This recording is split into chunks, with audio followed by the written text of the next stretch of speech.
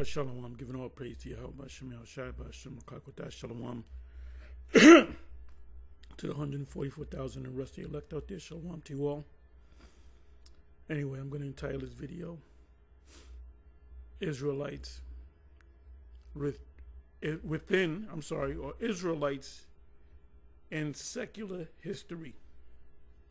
I might change it up a little bit, but my point is that you have people that are saying, well, the Israelites never existed.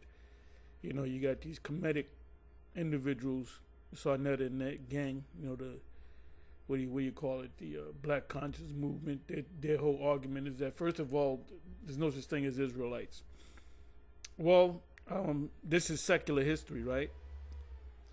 Scholars, historians will agree that there was an Assyrian empire.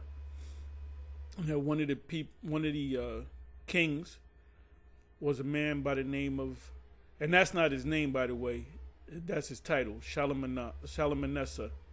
You had a Shalmaneser 1, 2, 3, 4, and the fourth Shalmaneser had a son. His title was Shalmaneser the fifth. And Sargon II conquered the Israelites. This is what Daniel 7 is all about. I always reference Daniel 7, one of my favorite chapters, and also Daniel 2, because it mentions these secular kingdoms, the Babylonians or the Neo-Babylonians, the Medo-Persians. Oh, by the way, High Priest Ariah in the 7 used to teach that the Babylonians were Cushites. They were not Cushites. And the reason why they taught that is because the first king of Babylon was Nimrod, which he was a Cushite. He was a Hamite. But the the rulers of the Neo-Babylonian Empire were also Assyrians. When you go to Daniel 7, it tells you about the lion with eagle's wings. That's the Assyrians. And it said when it stood up on its feet, on its hind legs, that represented Babylon.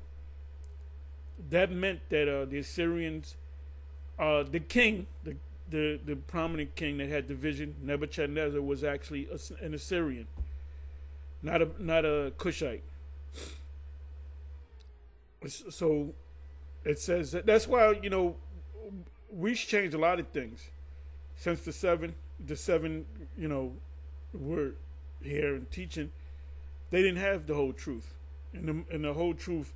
Even the Apostle Gabar used to always say it. He don't say it as much as he used to say it, but he used to say this a lot, quite a bit, that this truth is not given to one man. Isaiah chapter 34 tells you that. I may even go into that this is rationed out to different prophets. These men that came up under us in the beginning, when we first got on YouTube, these different elders of the states, they came across scriptures that we never taught them, and went more into them, and we see them and say, yep, that makes sense. One man, how's it go? One man esteemeth over another. Let every man be fully persuaded in his own mind. Let me go ahead and get that.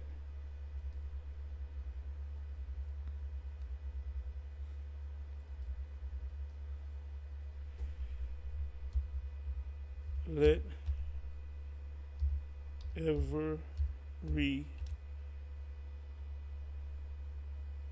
man. I'm going to get the phrase right, the phraseology right.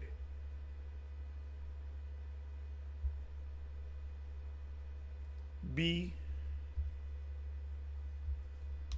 fully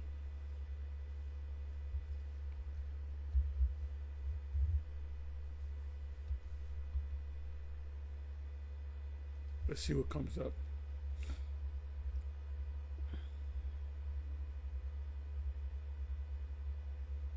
Yep, Romans 14:5.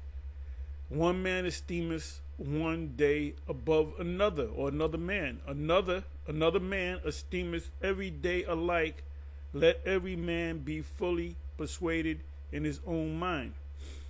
Now let's read that in the NLT.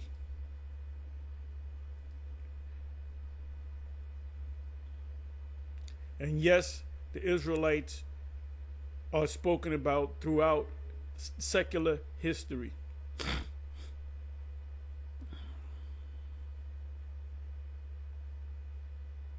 Let this come up.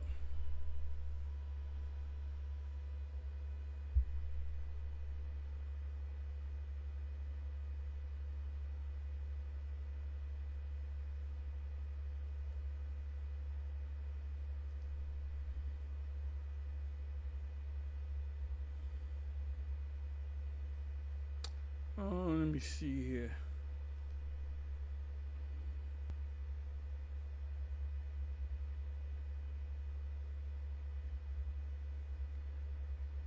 Okay, this is what I want. Let me do it this way.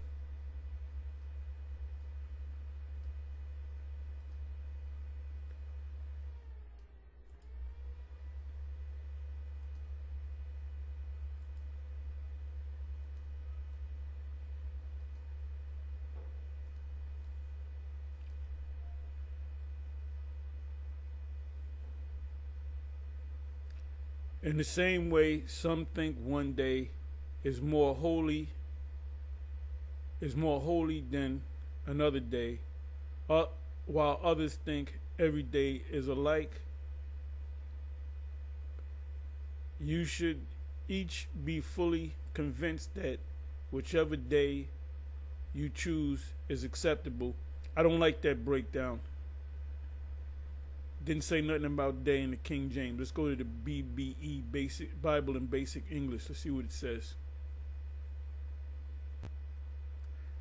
This man puts one day before another.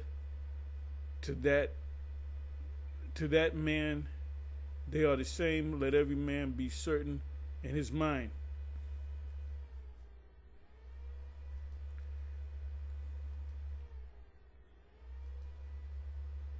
Back at King James.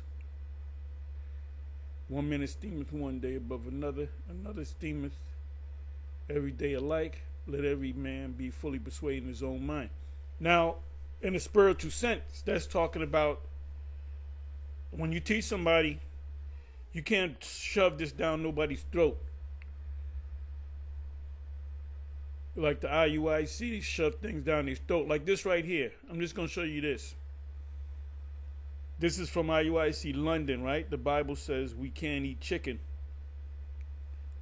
Now, the individual brother that was speaking, he mentioned how the Messiah, the Christ, is coming back, and this popped up. I said, is he going to come back looking like this?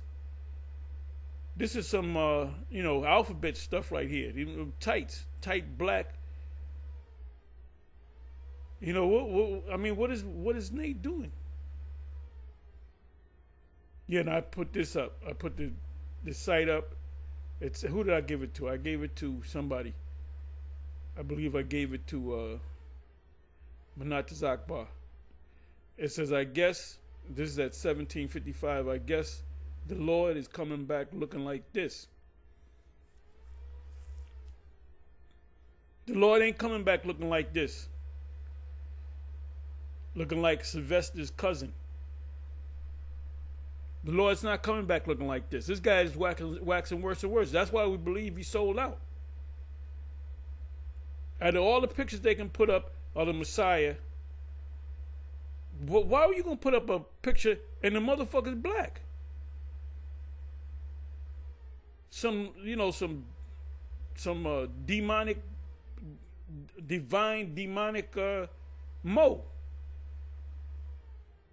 And if you see somebody like this come in your house, you're going to jump out the window. We're not going to see the Lord coming back looking like this. Anyway, I'm sorry. Let me come on back. I'm a little all over the place. So here we go. I was going to go to another precept. Oh, I'm sorry. Yeah. Let's do this. Let every man be fully persuaded in his own mind. What this means is, if I give you the truth, you either accept it or not accept it. If you can't see this and you can't see that, oh, I can't see that only Israel's going to be saved. Or I can't see that we don't know the color of the Messiah, and therefore we don't know the color of his heavenly Father. What else? What else do they teach? Well, all nations can make it. Oh, the law's done away with. You can do anything you want. You can eat anything you want. You know, in the church, in the Christian church, you know, you have openly happy people in the church. You got certain pastors. I mean, among the black church, you got certain pastors that have husbands, men pastors that have husbands, openly. Where's vocab and all of that? He's concerned about us. I don't want you Israelites to go to hell. But what about your Christian brothers and sisters that they're happy people in the church? There's adultery going on. The church, especially the black and the Edomite church, there's adultery all up in the church, man. Yeah, this guy, he came out to New York, New Jersey, or whatever, and he got invited to. He did a video, and I'll probably bring it up. He went, I guess that's Shaka Most house, apartment, whatever it is, and Sarnetta was there, and they did a sit down. Another reason why you have no business rubbing elbows with the so-called black conscious community. The only time that we're given is people that we believe are potentially the elect. But here they're getting together. You got a Christian and you got two Kemetic brothers. And what are they talking about? They're not talking about Christianity. They're not talking about black consciousness. They're not talking about the pharaohs of Egypt. They're talking about the Israelites and how fucked up we are. Which leads me to believe that we are correct. If you're constantly talking about Shakespeare, thou protestest too much. You know, you got your friend, this chick like your friend, and you like the chick, and you're gonna, you know, behind closed doors, you're gonna say that bitch ain't all that good. You're protesting against him being with this chick because you really like the chick, you know. So anyway, I'm sorry. I said I was gonna go to Isaiah 34. Another one of my favorite prophetic books, chapters.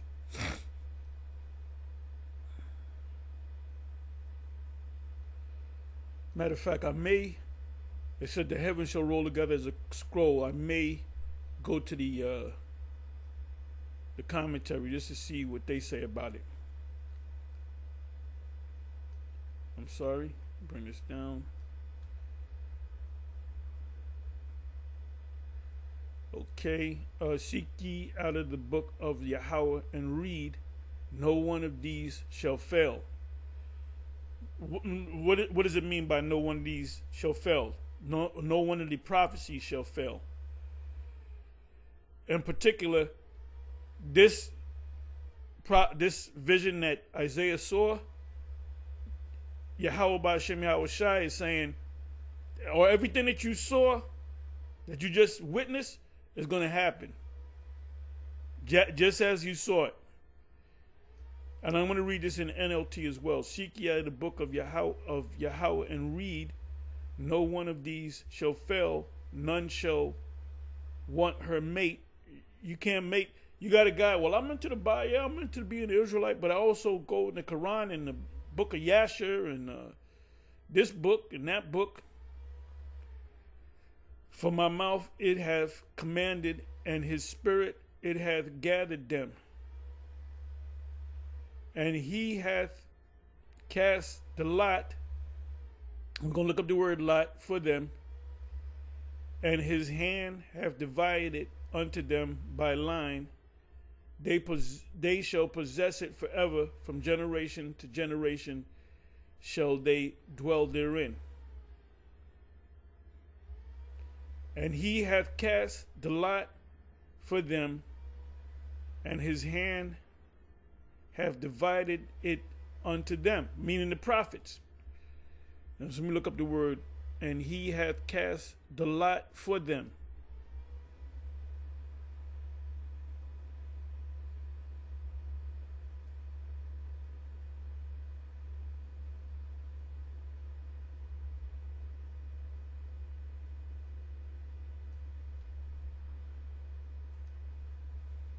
See what that word means. The word is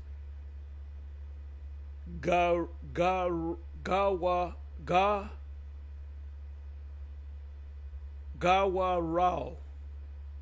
Lot, pebble used for systematically making decisions. When you throw the dice, cast the lot. Portion, lot, portion. Things assigned by casting lots, recompense, retribution.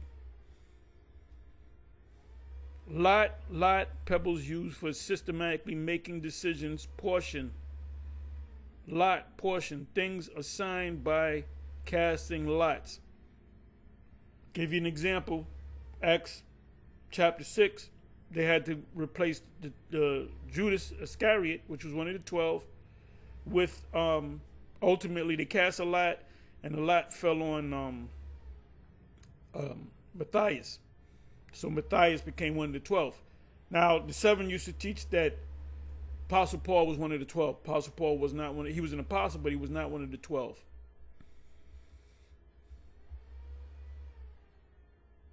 If anything, he would be numbered as number 13 as far as the leadership goes.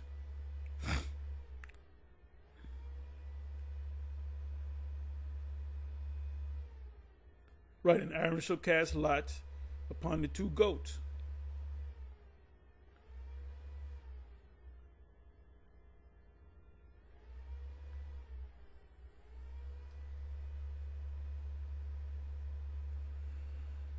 So you can't understand this book unless you're a prophet, unless you're one of the elect. And we understand this book.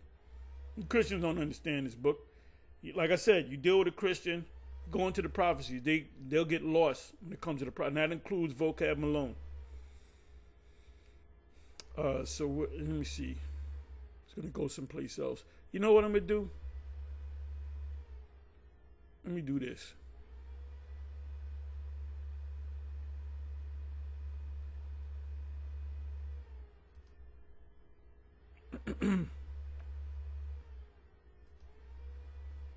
Just go to the NLT.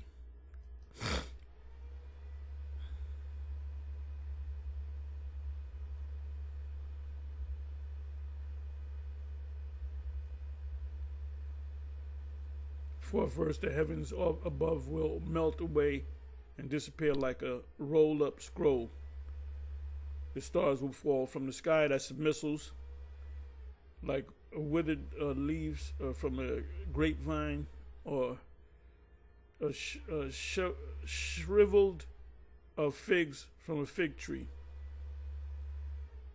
And when my sword has finished his work, which is the missiles, in the heavens, it will fall upon Edom, the Edomites. Now we're going to find out if this is a future event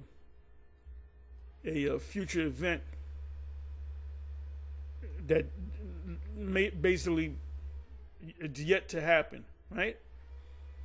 It says, 16 verse, Isaiah 34, search the book of Yahweh and see what he will do. Not one of these birds and animals will be missing, and none will lack a mate. For Yahweh have promised his spirit will make it all come true. Right. So that's what the 16th verse means. Everything that Isaiah saw and wrote down from the first verse to the 15th verse, the Lord is telling them, everything that you saw and wrote down, They're gonna come to everything. Gonna come to pass. Everything that you not one thing's gonna be missing out of this. I gave you an order how this place is gonna be destroyed. It says he has surveyed and divided the land and deeded it over to those creatures. They will possess it forever from generation to generation. So that's a little bit different from the King James. The scriptures speak about a line of confusion. Let me go to that. Let me go to that. And I believe that's it. Wait a minute. Let me do this. Okay, this is King. Is this King James? I'm bringing in the King James.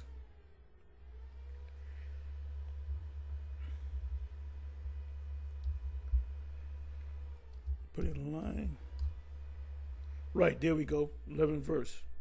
Isaiah 34 and 11. Let me see. 10th verse.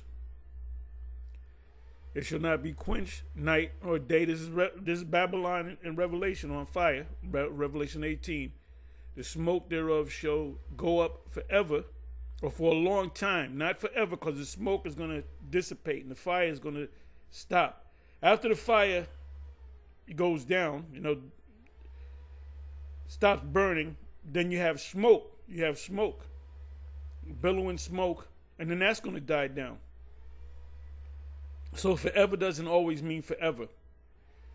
From generation to generation, it shall lay wait. Meaning, the smoke is not going to go from generation to generation. That place is going to remain a desert. No one's going to inhabit that land. It shall lay waste. None shall pass through it forever and ever. But the cormorant and the bittern shall possess it. The owl, these are desert creatures also, and the raven shall dwell in it, and he shall stretch out upon it the line of confusion and the stones of emptiness. Now, you have the term called ley lines, right? Somebody can look that up. I'm not going to look it up. Ley lines. You have boundaries. You have what do you call it? When you go from one state to another, the word escapes me, but it's a boundary line,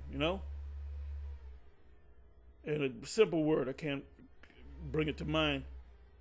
Let's say you in New York, you go across the George Washington Bridge. When you get to the other side of the river, you're in Jersey.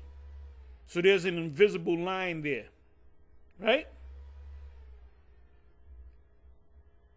So America and all countries of the planet, they have lines. You go from one town to the next, from one village to the next, from one state to the next, from one country to the next. And they have different rules and so forth, right? So when this place is destroyed, it's going to be a line of confusion, meaning there's no ley lines, there's no boundaries, there's no borderlines. Sometimes you go through different towns. You go to Jersey, go to George Washington, they might say, "Welcome to New Jersey." Come back from New Jersey, you get on George W., you're going to see a sign, "Welcome to New York." You go from Georgia to Florida, "Welcome to Florida." Welcome to sunny Florida, whatever. So you're not going to know where Jersey was. I mean, you can look and say, well, this is where Jersey was, and this is where New York was, and this is where this was, and this is where Long Island was, and Long Island, that island is no longer here, broken up and went into the sea, or whatever the case may be. And this is going to actually happen, and Christians don't teach this. Christians don't go into detail as to what's going to happen to Babylon, because they don't teach that Babylon is this place right here, the U.S., and this place is going down. You dudes that turn your back on this, and you sisters too, that turn your back on this, you don't believe that this place is going down. You think you're going to grow old and die. And then your kids, if you have kids, they're going to grow old, they're going to have grandkids. Ain't no missiles going to destroy this place. Everything is being set with this guy Donald Trump. I do believe he has to be the man that ushers in the cruel Lord in Isaiah 19 and and he's going to usher in. I believe he's going to usher in the utter destruction, Armageddon. But before that, he's gonna introduce the world to the MOTB. There'll be an announcement very soon, hopefully in months, hopefully inside the 6 months. They'll start to push it. Here I go again talking about the MOTB. At first, it's going to be mandatory. And you might have guys like Nate say, see, they're not forcing it on nobody. It's not mandatory. Well, guess what? It's going to be mandatory. Just like the Ragamuffin, the jump shot, at first it wasn't mandatory. They said, no, when you come in, we're going to give you the thing. It's going to help you. They noticed that people wasn't coming in. So they made it, if you got to stay in the house and you can't do this and you can't go to these restaurants. They made a big, and I saw right through it. I saw right through that shit. When they had fights in restaurants, you couldn't go in because you don't got the thing and you need a card, and people got fake cards, and I don't know, I don't want to lose my job, and people that said, fuck you, I'm not taking it, and they lost their job, wound up that the job called them people back, please come back. This one chick, that Benjamite chick, we talked, she works at BJ's, one of the BJ's, and she said, I talking about the chip, and she said, yeah, the chip, this, and we talking about the jump shot, and she said she didn't want to take it, but she wound up taking it because she didn't want to lose her job. Then the people that they fired, they called them back. They called them back, you know? And that was the problem because too many people were saying no. Yeah, police officers, nah, I ain't taking it, man. You know, we had one brother, that's actual NYPD, he came to the camp and he said, I ain't with that shit, you know? Fuck that, I ain't taking that shit, you know? You had a lot of people in the military that said they'd rather be court-martialed than take it. I put up a video of a woman that took it. The husband didn't know. Oh, I'm gonna give my kids it too. This Jake woman, she actually got it, and she said that I think she was in the army. That they had to get it, and she even used it. I believe at a Whole Foods.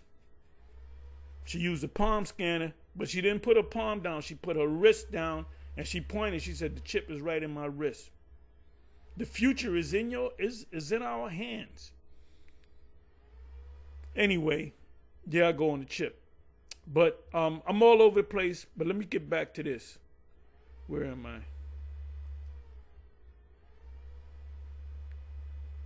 Okay, the Assyrian king Shalmaneser V, which is the title, and Sargon II conquered the Israelites in the 8th century BC. That was around the 700s. Shalmaneser V reigned from 726 to 721 BC, or before. Well, they used to say BCE, before the Common Era, or before the birth of the Lord. Invaded Israel to punish the rebellion of King Hoshea. This is secular history, so they acknowledge there was a king named Hoshea, which, by the way, in the Hebrew, this word is Hawashai. Laid siege to Samaria. You had the Israelites, their main tribe that was there was Ephraim. The capital of the northern kingdom of Israel, which were Ephraim. You had Ephraimites. For 3 years, 3 years died during the siege and was succeeded by Sargon II. Sargon II. By that time, the Israelites came to the New World.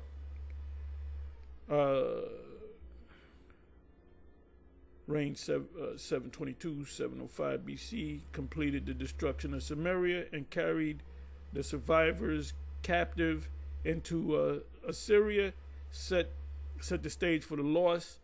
Woo! This is secular history, y'all. Set the stage for the loss of the 10 northern tribes. So they became lost. They didn't become lost, they left.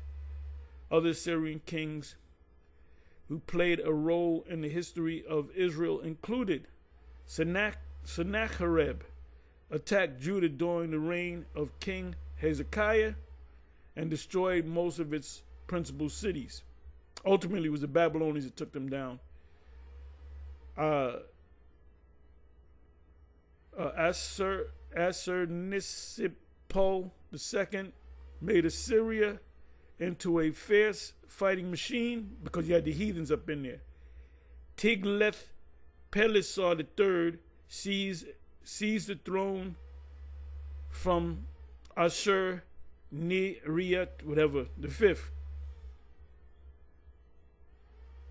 So this was during, when you go into prophecy, that's before the Medo-Persians came into power.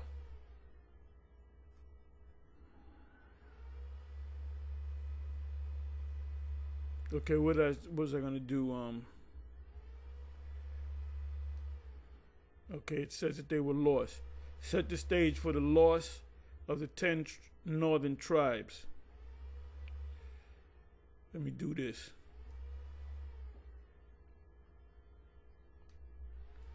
I want to go further into this.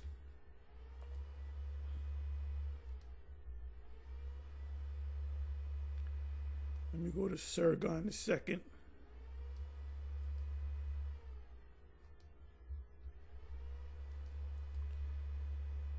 Sargon II.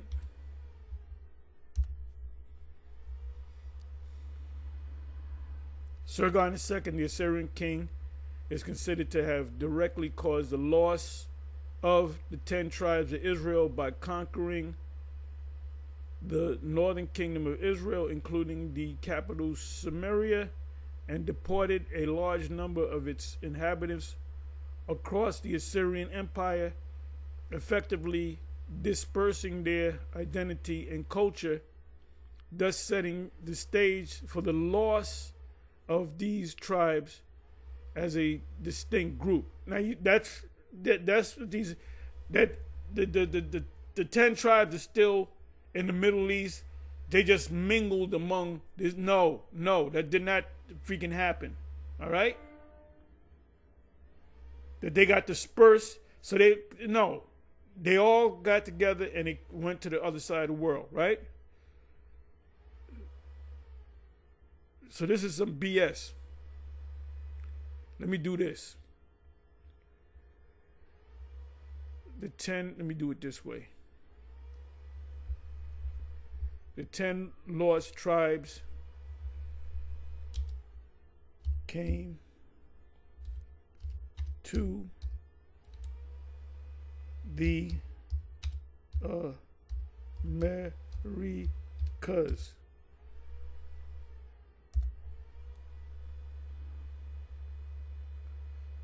So let's see what it says. The idea that the 10 lost tribes of Israel came to the Americas is a theory that has been proposed by many people, but there is no conclusive evidence to support it. Let me open this up. In 1649, now you had Jakes coming over here. You had the West Africans, Nigerians, and the neighbors of Nigeria. The first group of so-called black African slaves, they went to Santo Domingo, the DR. Most people in the DR are Judah, Judah, Kingdom of Judah. Manasseh ben Israel published a book that argued that the Native Americans were descendants of the 10 lost tribes, which he's correct. 1794, Richard Brothers, a retired naval officer, proposed that the British Isles were the home of the lost tribes. He's somewhat right, but it ain't talking about the 10 tribes. They went to the Americas. This idea became known as Anglo-Israelism. Right, you got these Edomites saying that they're the descendants of Israel. Some of them are. Many groups have claimed to be descendants of the lost tribes, including the Mormons, the Afghans, the Beta Israel of Ethiopia, and the American Indians. The 10 tribes of Israel were exiled to Upper Mesopotamia and Medes, modern Syria and Iraq, in the 8th century BC by the Assyrian king Shalmaneser V. The tribes have never been seen since. Why? Because they went to the other side of the world. Israel knew about what Solomon was doing. What was the king? Help me out, Joe. What was the king that came years after he knew that there was a trade route that went to the Americas? He came long after King Solomon. I can look for it. I may just look for it. And he went to the ships, and he couldn't use the ships because the ships were broken up because they stopped going to the Americas. Solomon was getting a lot of things from America. Okay, it says the descendants of the tribes of Judah and Benjamin have survived as Jews because they were allowed to return to their homeland after the Babylonian exile. Exile is when you put out of your land into another land.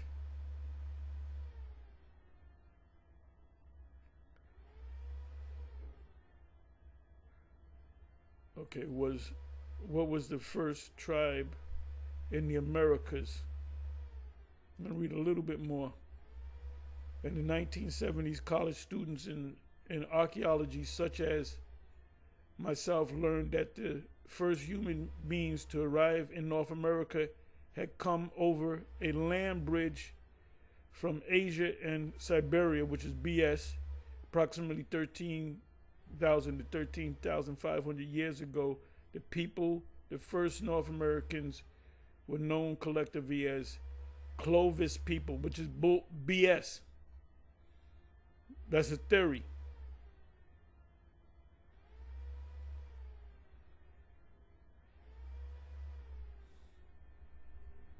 So there you go. That's your secular history. Let me see. Let me see how I'm going to find this. Give me a second. Let me put it in this way. Ships broken up.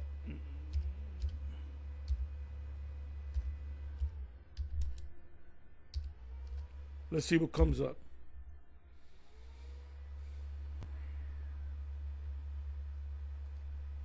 Let's do this.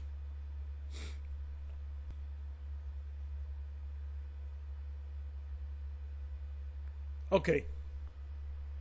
I found it. This is Second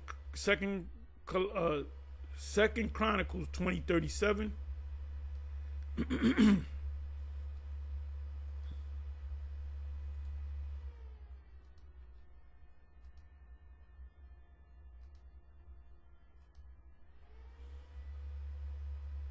Just going into some history, some secular history, filtering it through the scriptures. Everything that you do in your life, by the way, you're an Israelite, you're a prophet 24 hours a day. Because everything you see and do, you filter through the scriptures. If you go shopping, you see me shopping, if I get a new item, I'm going right to the back, I'm looking at the ingredients. I'm looking closely at it, and I'm going to the ingredients.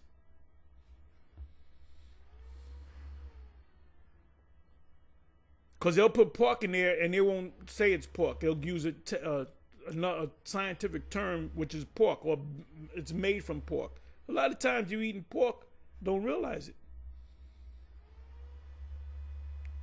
Then Eleazar, right, it was Eleazar, the son of Dodava of Marisha, prophesied against Jehoshaphat. So Jehoshaphat's name is the Most High. His name is in his name, Yahweh Shaphat, saying, because thou hast joined thyself with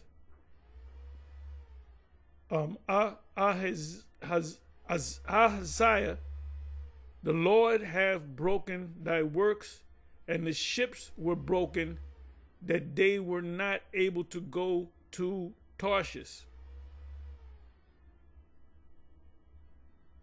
I got to open this up. 37.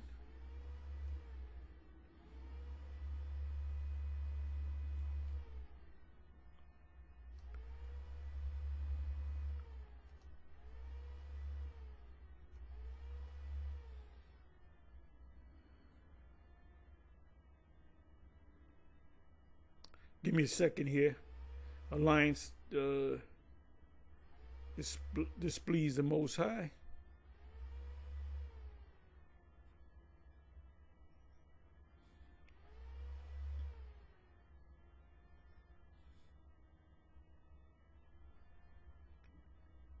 Bear with me for a minute. I just want to get to the point. I mean, I got this precept. I just want to give you a little bit more.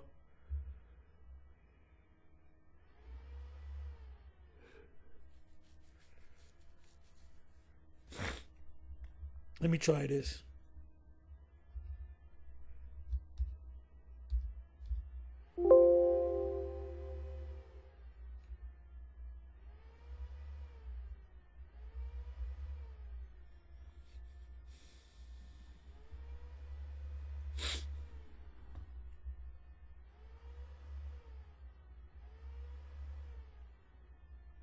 Bear with me for a minute, y'all.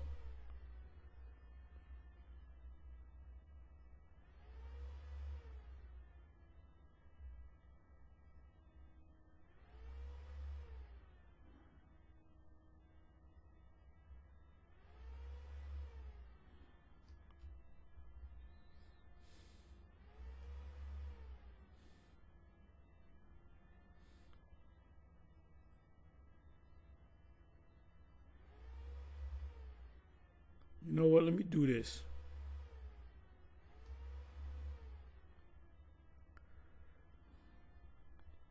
Okay, and after this, did Jehoshaphat, king of Judah, join himself with Ahaziah,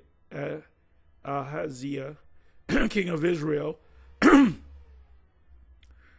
who did very wickedly.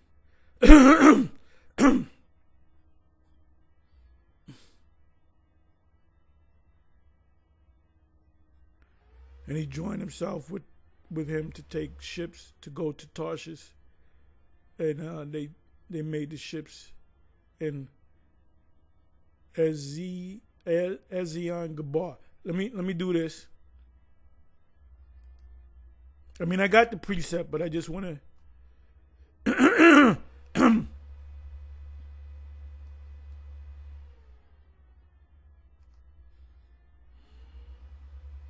Hadn't gone through this in a while.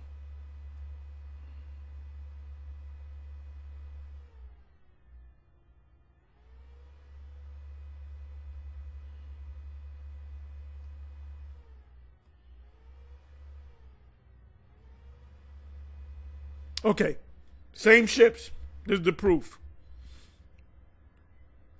And King Solomon made a navy of ships in Ezion Gabar, which is beside Eloth, on the shore of the Red Sea in the land of Edom.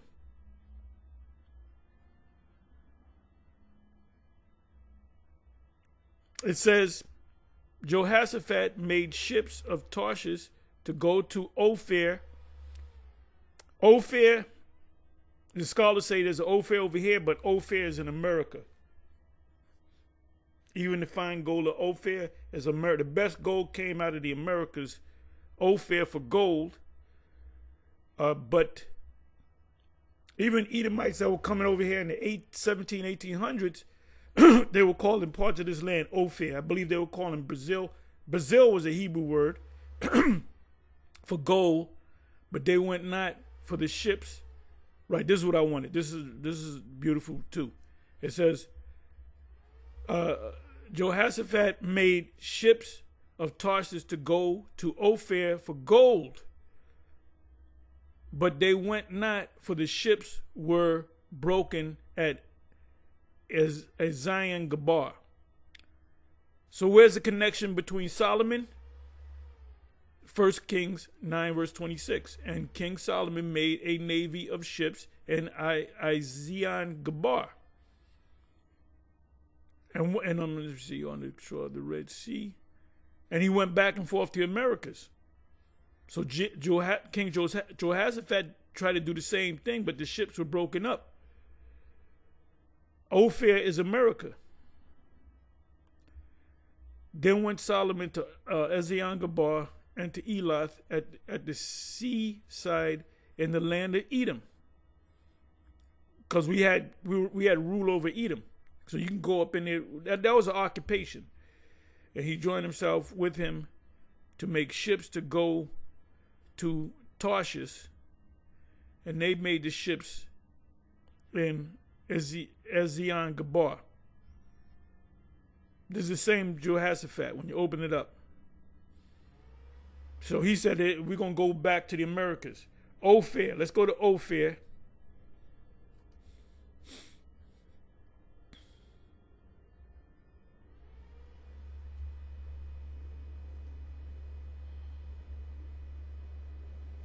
Now, when you come to this country, there's a lot of places in America that's named after places in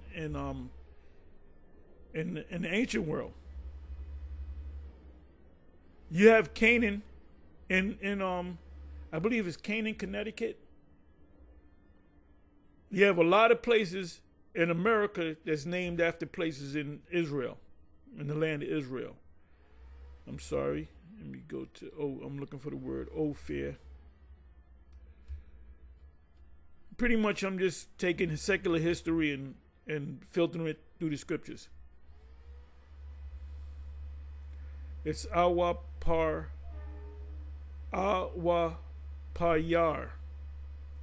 Ophir. Right, reduced to ashes. And Ophir, Babylon the Great, will be reduced to ashes. That's so Ophir, or the land of Edom, it's an omen, how do you say it? A nomen omen. I say omen. It's a nomen omen, name sign. 11 son of the land of the south. Okay, here we go. A land or city in southern Arabia. And Solomon's trade route where gold eventually was traded for goods. And Ophir is America. Characteristic of the fine gold.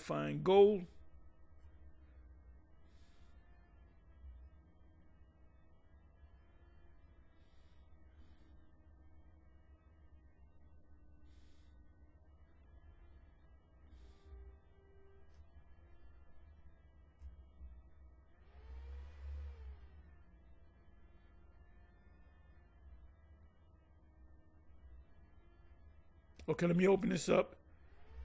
Let me read this and then open it up. It says, 1 Kings 9:28, and they came to Ophir and fetched from thence gold 420 talents and brought it to King Solomon. And the navy also of Hiram that brought gold from Ophir brought in from Ophir great plenty of almond trees and precious stones. See, when Esau came to the Americas, they made it into a wilderness, Isaiah 14. America was a garden, another Garden of Eden. Jehoshaphat made ships of Tarshish to go to Ophir for gold, but they went not, for the ships were broken in Ezion-Geber. Whose ships were they? Solomon's ships. Remember, Solomon had long died.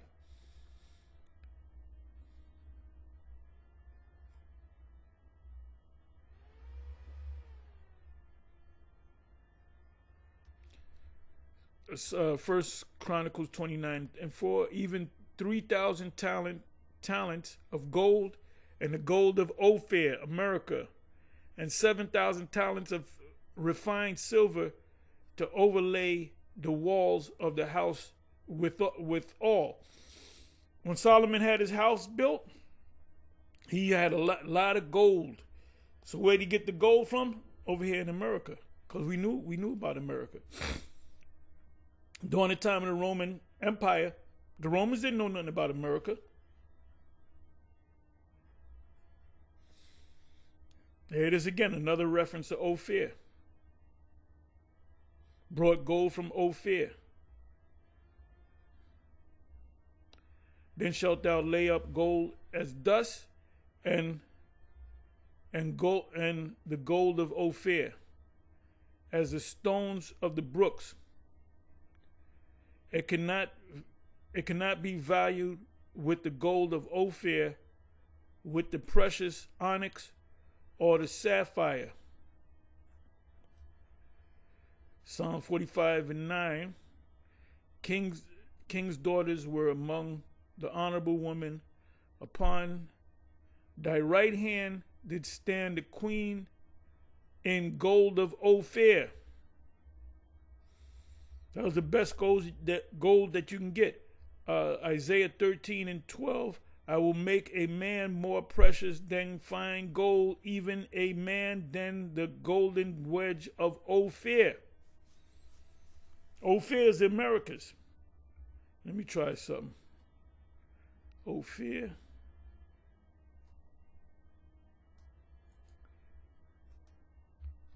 Are we going back? Secular world. Let me do this.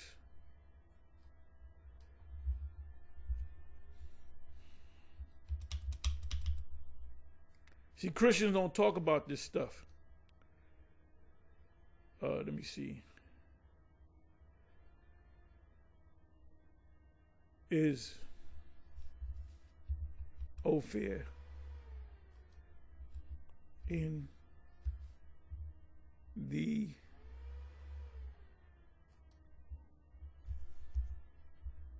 Americas?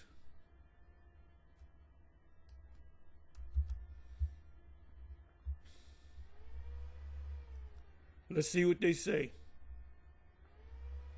Now they're saying no. That's BS.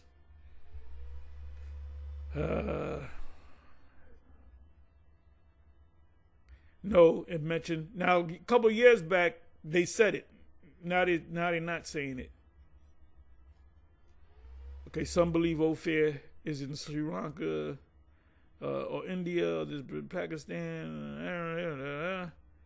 Others believe it is in South America. Remember, Brazil is a Hebrew word, barazal, which means iron. A lot of iron ore in Brazil, oil, and other resources. And some theorize that Ophir was located in Australia, within India and other places, as possible transit stops between the Red Sea and Australia.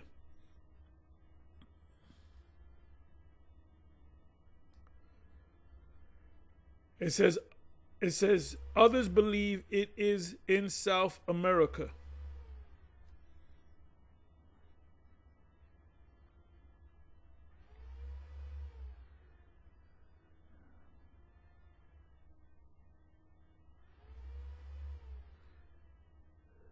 Okay, look at this. If Ophir was located in Peru, as some scholars, Peru is part of the Americas, where the Israelites dwelt, and theorists,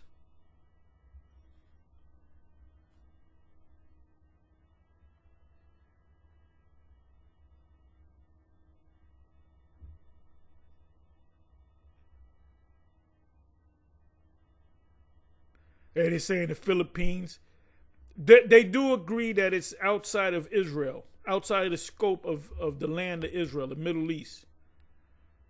But I did this a couple of years ago, and a bunch of sites came up saying, yeah, it's America, it's America.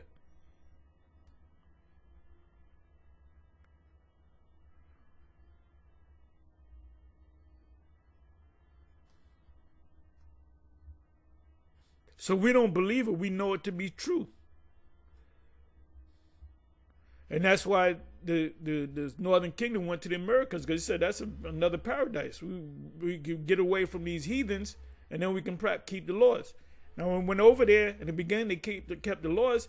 Then they became what they brought with them was heathen practices that they had They probably had wives that were heathens too. They were secretly worshiping these gods. Remember what King Jeroboam did?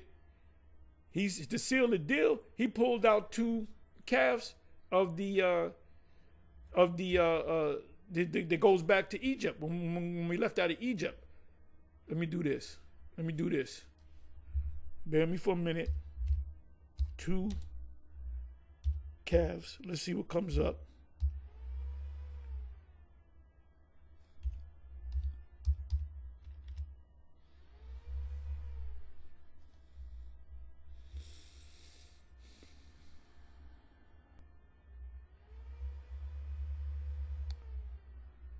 Okay. This is in 1 Kings 12:28. Whereupon the king took counsel and made 2 calves of gold, and said unto them, It is too much for you to go up to Jerusalem. Behold thy gods. Behold thy gods. This is what this Ephraimite king did. That's why you can't trust them Ephraimites. I'm just joking. O Israel. And he was set up by the Spirit, man's goings of the Lord. He was set up. Remember the prophet, I believe that was Ahijah, that tore his garment up, and the 12 pieces was 12 pieces, and he gave him 10 pieces. What was left was really 3 pieces, right? O Israel was brought thee up out of the land of Egypt. So when he pulled out them 2 golden calves of Egypt, instead of the 1, they believed in 1, he brought out 2 of them. That showed you that they were secretly worshiping the Egyptian gods. It says, and they left all the commandments of Yahweh. Right, didn't I say that? When they got over here, they said, we're going to come over to the Americas. We're going to leave the Assyrians where we can keep the laws in peace. We ain't going to have no heathens around us. The guys had heathen wives. They had children of the other nations. That's in Nehemiah. It says, and they left all the commandments of Yahweh, their power, their God, and made them molten images, even 2 calves, and made a grove, which your modern day grove is your church, and worship all the hosts of heaven, which was in violation of Deuteronomy 4:17, if I'm not mistaken, and serve Baal. That's why Jake is all messed up. To this day, you got these Jakes in Kemetic, you got Jakes in Christianity. You guys are glutton for punishment, man. Guys like Captain Tazariak and others that go head to head with these Christians. I don't give a flying blank about these Christians. If you tell me you're a Christian, I don't want to talk to you. You are persona non grata. You do not exist to me. Are you afraid? I just don't want to be around you. You know? What's this dude? I saw him in concert, George Benton. I just want to be around you. Well, I don't want to be around you. Anyway, with that, I gave you a little history filtered through the scriptures. Anyway, on to the next. Shalom.